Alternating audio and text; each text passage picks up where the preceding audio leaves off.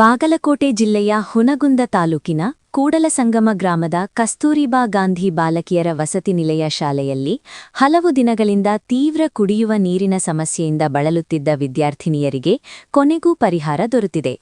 ಸ್ಥಳೀಯ ಕರ್ನಾಟಕ ರಕ್ಷಣಾ ವೇದಿಕೆ ಕರವೇ ಕಾರ್ಯಕರ್ತರ ಹೋರಾಟದ ಫಲವಾಗಿ ಶಾಲೆಗೆ ಹೊಸ ನೀರಿನ ಸರಬರಾಜು ಪೈಪ್ಲೈನ್ ಅಳವಡಿಸಲಾಗಿದೆ. ವಸತಿ ಶಾಲೆಯ ವಿದ್ಯಾರ್ಥಿಗಳು ಎದುರಿಸುತ್ತಿದ್ದ ನೀರಿನ ಕೊರತೆಯನ್ನು ಅರಿತ ಕರವೇ ಕಾರ್ಯಕರ್ತರು ಕೂಡಲಸಂಗಮ ಗ್ರಾಮ ಪಂಚಾಯತಿ ಪಿಡಿಒ ಅವರಿಗೆ ತಕ್ಷಣ ಮನವಿ ಸಲ್ಲಿಸಿದ್ದರು. ಸಮಸ್ಯೆ ಬಗೆಹರಿಯದಿದ್ದರೆ ಉಗ್ರ ಸ್ವರೂಪದ ಹೋರಾಟ ನಡೆಸುವುದಾಗಿ ಈ ವೇಳೆ ಸೂಚನೆ ನೀಡಲಾಗಿತ್ತು. ತ್ವರಿತ ಕ್ರಮಕ್ಕೆ ಆಗ್ರಹ. ಕರವೇ ಮನವಿ ಸಲ್ಲಿಸಿದ ಕೆಲವೇ ದಿನಗಳಲ್ಲಿ ಗ್ರಾಮ ಪಂಚಾಯತ್ ಪಿಡಿಒ ಅವರು ಸ್ಥಳಕ್ಕೆ ಭೇಟಿ ನೀಡಿ ಸಮಸ್ಯೆಯ ಗಂಭೀರತೆಯನ್ನು ಮನಗಂಡು ಅಗತ್ಯ ಕ್ರಮ ಕೈಗೊಂಡಿದ್ದಾರೆ. ಈ ಕುರಿತು ಮಾಹಿತಿ ನೀಡಿರುವ ಕರವೇ ಹುನಗುಂದ ತಾಲೂಕು ಯುವ ಘಟಕದ ಅಧ್ಯಕ್ಷರಾದ ಪ್ರವೀಣ ವಾಲಿಕಾರ ಅವರು ತಮ್ಮ ಹೋರಾಟದ ಪರಿಣಾಮವಾಗಿ ಕಸ್ತೂರಿಬಾ ಗಾಂಧಿ ವಸತಿ ಶಾಲೆಗೆ ಹೊಸ ನೀರಿನ ಸಂಪರ್ಕದ ಪೈಪ್ಲೈನ್ ಅಳವಡಿಸಲಾಗಿದೆ ಎಂದು ತಿಳಿಸಿದ್ದಾರೆ.